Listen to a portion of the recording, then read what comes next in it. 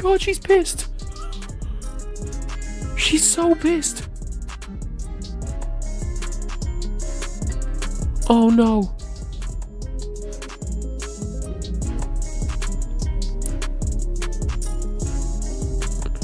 Oh no. She's not happy.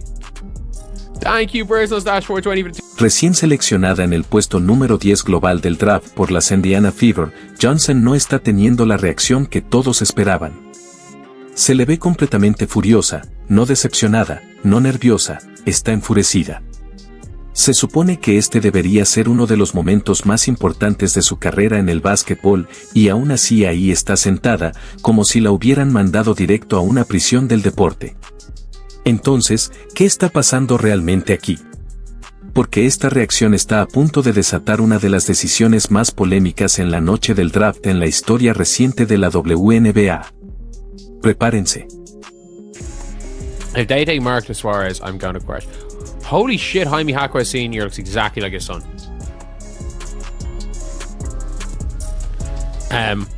Lauren Betts will be best in the league in 2 years. Not a chance. Not a chance. After Caitlin Clark tweeted it, they knew Jaquez was going to go 5. Like, that is a crazy... For me, that's a reach. Like, Jaquez was projected to be a second or third rounder coming into this year. Like, she was in I saw her on a third round in a mock draft. I saw a mock draft from a year ago for this year, have her in third. Say in the third round, not in third. Sky probably took her to Fever Home one. Yeah, but like there's a big difference between like. Vamos a retroceder hasta la primera selección del draft, porque ahí es donde todo esto se salió completamente de control. Dallas tomó a Essie Farr como número 1 global y en ese mismo instante todo el mundo del baloncesto empezó a hacerse preguntas. Así es talentosa, de eso no hay duda. Tiro elite, formación de UConn, todos los credenciales que quieras, pero primera selección del draft. Esa es la verdadera discusión. Porque cuando miras esta clase de draft, así estaba proyectada entre el puesto 5 y el 10 en la mayoría de los mocks antes de la temporada de torneo. Y aquí está el problema con lo que hizo Dallas al seleccionarla primero, es una jugadora bastante unidimensional en este momento.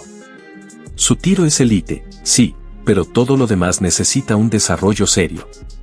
Y además Dallas acaba de darle a Araco en Vale una extensión máxima de 3 años, por 1,8 millones por año. Están pagando a su base estrella para que controle todo el balón, y ahora seleccionan a otra guardia que también necesita la pelota en sus manos para ser efectiva.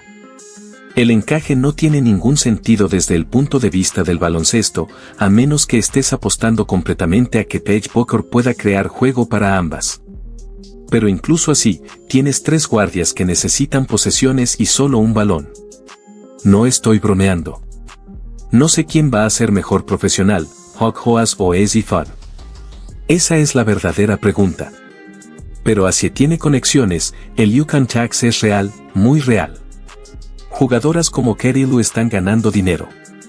Katy Lou viene de sus últimos 3 temporadas, se perdió una por embarazo, promedió 2 puntos por juego, luego se perdió otra por una rotura de ligamento cruzado, y aún así está ganando $500,000 al año. Ese UConn Tax es real, de verdad. FLJ cayendo a segunda ronda, eso sería una locura si pasa. No creo que ocurra, pero si pasa, sería una auténtica sorpresa. Sería completamente una locura si ella llega a caer a segunda ronda. Minnesota, con la segunda selección, tomó a Olivia Miles y ahí es donde el draft realmente empezó a tener sentido. Miles es una base pura, con visión elite y una capacidad de pase excepcional. Tiene el tamaño, 5'9", para defender y Minnesota necesitaba desesperadamente a alguien que pudiera organizar la ofensiva junto a Kie. Esa selección recibió elogios casi universales porque cubre una necesidad evidente con el mejor jugador disponible en esa posición. Luego Seattle tomó a Arisa Martin en el número 3, y ahí es donde varias cejas se levantaron. No porque Martin no sea buena, es una ala pívot de 6 pies, de España, con un potencial serio, sino porque Seattle acaba de pagarle a Azzi Magre el contrato más grande en la historia de la WNBA para liderar su juego interior. También están pagando a Joel Lloyd $75,000. Y ahora seleccionan otra interior que ni siquiera se espera que llegue a jugar hasta dentro de 2 años como mínimo. Esos son 3 contratos máximos o casi máximos en tu frontcourt. Y encima estás diciéndole a Fag Johnson, que era proyectada en el top 5, que la estás dejando pasar por una prospecta internacional que quizá no juegue en 2 años. ¿Qué está pasando aquí? Porque este draft está siendo manejado de una forma muy cuestionable. Podrías haber imaginado cualquier cosa, pero nunca que esto cayera así. A este punto, no hay forma de que Portland deje pasar esta oportunidad. FJ podría terminar cayendo hasta el pick 7. Best case scenario para las Feveres que FJ llegue hasta el 10. Wow, 3 jugadoras de UCLA seguidas. Iba a decirlo, Washington va a terminar llevándose medio equipo de UCLA. Porque Wes cayó fuera del top 5, pero esto ya es una locura total. Washington en el pick 4 tomó a Lauren Batts de UCLA. Y aquí es donde el draft se puso realmente extraño. Batts es una pivot legítima de 7 pies con muchísimo talento. Puede anotar en la pintura, tiene toque cerca del aro y solo tiene 21 años. El bloque perfecto para construir una franquicia, no. Excepto que Washington acaba de igualar una oferta máxima por Shakira Aliyah Austin apenas 3 días antes del draft. Se comprometieron a pagarle como su pívot titular y de inmediato seleccionan a su reemplazo. O Washington está planeando un traspaso, lo cual sería una locura después de lo que acaban de pagar, o le están diciendo a Batts que va a salir desde el banquillo siendo una pick de lotería. Esto es la misma situación de Stephanie Dawson otra vez. Seleccionas a una interior talentosa, la dejas detrás de una veterana establecida, y cuando finalmente llega su oportunidad, ya está frustrada y pensando en irse. Washington acaba de crearse un problema de plantilla por no coordinar sus movimientos de agencia libre con su estrategia de draft. Chicago en el pick 5 tomó a Gabriella Hogubay y la reacción en la comunidad del baloncesto fue confusión inmediata. Hogubay estaba proyectada como una selección de segunda o tercera ronda antes del torneo. Tuvo un gran marzo y subió su valor, pero quinta selección global. Eso es un reach de al menos 10 posiciones. Chicago está tomando decisiones basadas en encaje en lugar de elegir al mejor jugador disponible. Fag Johnson estaba ahí. Kiki Ras también disponible. Ambas mejores prospectos, ambas mejores encajes, y ambas se fueron en las siguientes selecciones. Mientras Chicago eligió a una jugadora que probablemente podrían haber conseguido en la segunda ronda. Esa selección, si te soy honesto, es una de las peores.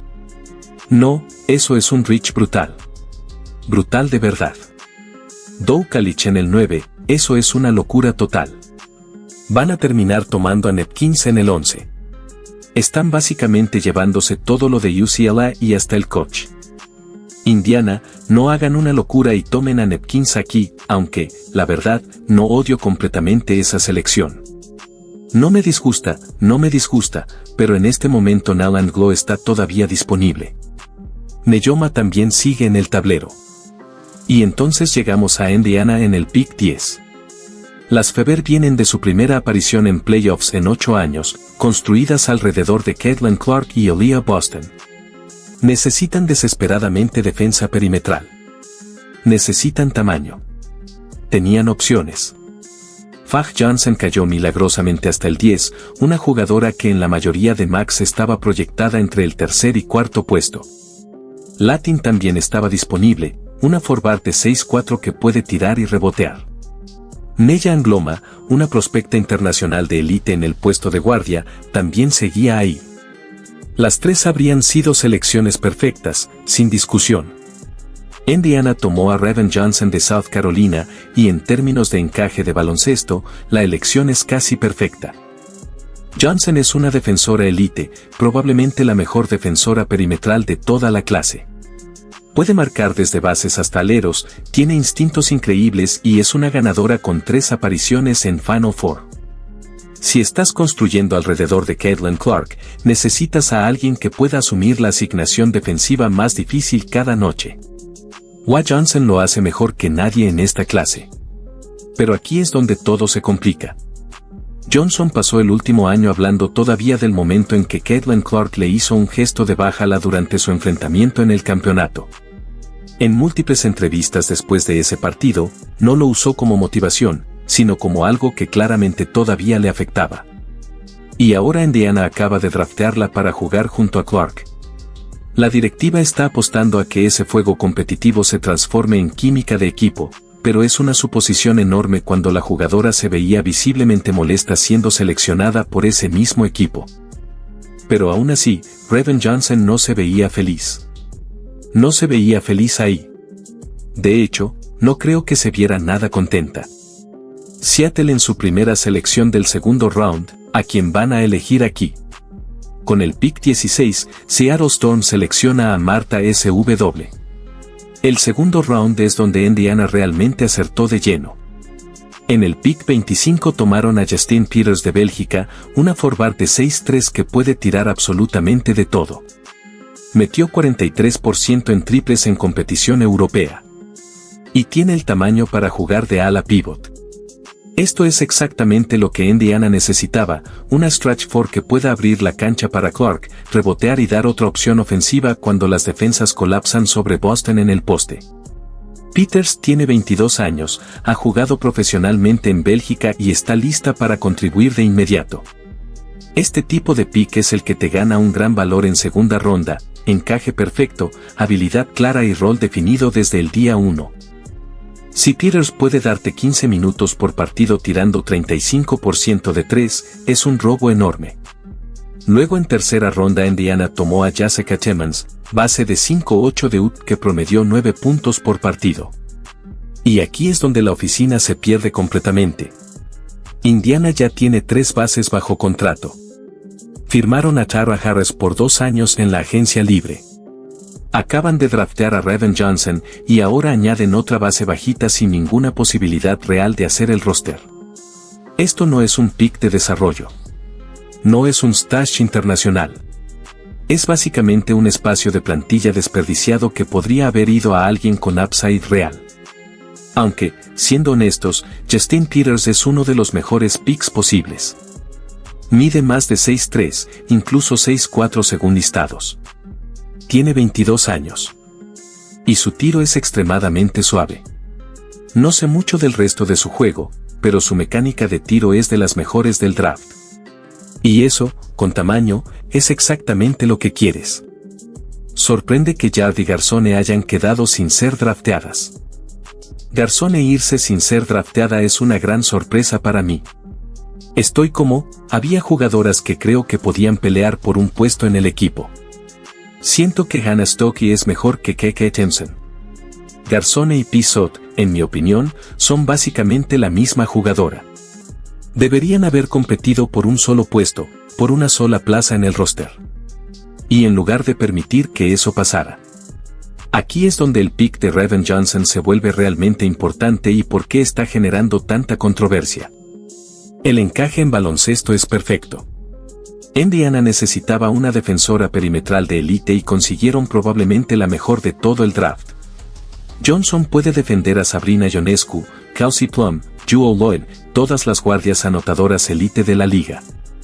Eso no tiene precio cuando intentas ganar partidos de playoffs.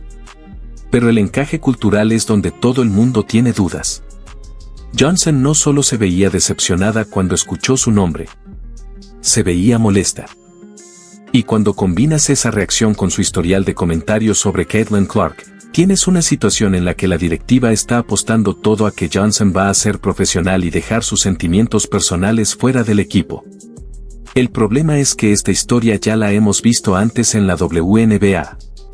Kennedy Carter en Chicago tenía todo el talento del mundo, pero el encaje cultural no funcionó y terminó siendo cortada. Deja Carrington en Connecticut tuvo que demostrar que podía adaptarse al sistema antes de ganar minutos reales. La WNBA es una liga pequeña, con plantillas cortas, y si una jugadora no quiere estar en un sitio, se nota inmediatamente. En los entrenamientos, en los partidos, en la química del equipo. La directiva de Indiana dijo que estaban sorprendidos de que Johnson cayera hasta el 10. Ese es el primer red flag. Todos los demás equipos de la liga pasaron de ella. Toronto en el pick 6 tomó a Kiki Raz. Portland en el 7 eligió a Aaron Martin. Golden State en el 8 seleccionó a Val Johnson, que era consenso top 5 y aún así cayó. Los 3 equipos miraron a Reven Johnson y dijeron, no, gracias. Indiana fue la única franquicia que la vio como talento top 10. Y aquí está el problema con la oficina de Amber Cox, ya han tomado decisiones cuestionables antes.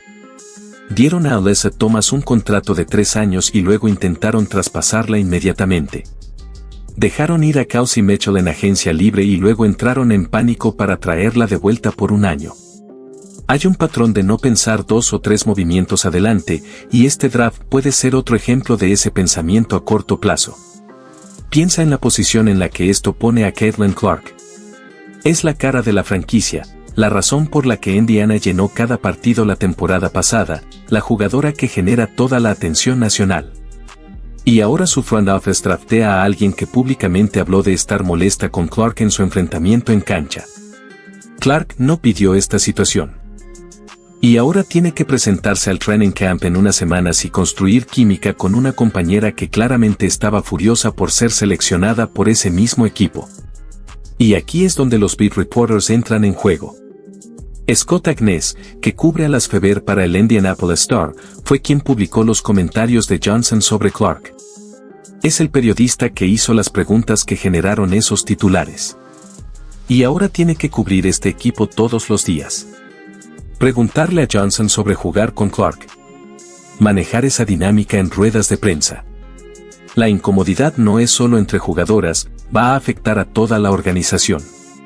Mira de nuevo la reacción inicial cuando dicen su nombre. No sonríe. No celebra. Apenas reacciona.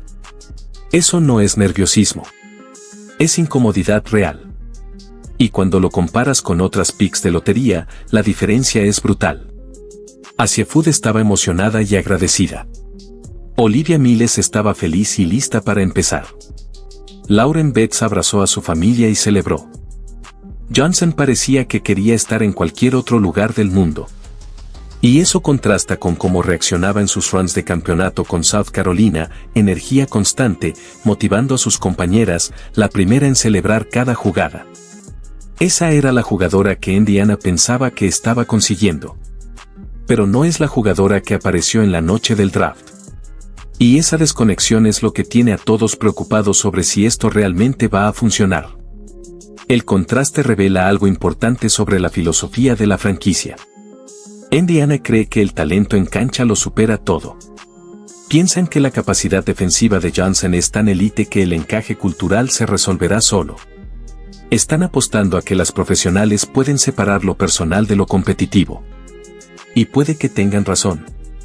Puede que Johnson llegue al training camp, se enfoque en defensa y se convierta en el complemento perfecto para la ofensiva de Clark. Pero es una apuesta enorme cuando había opciones más seguras disponibles. Latin cayó hasta el pick 20. Pasó de top 5 a tercera ronda por dudas sobre motor y consistencia, pero nadie dudaba de su deseo de jugar profesionalmente al más alto nivel. Indiana podría haberla tomado en el 10. Una forward de 6'4" con tiro, rebote y tamaño, y haberse evitado todo este drama. En lugar de eso, eligieron la opción de alto riesgo y alta recompensa. Scott Agness probablemente sabía que esto iba a pasar cuando publicó esos comentarios sobre Johnson.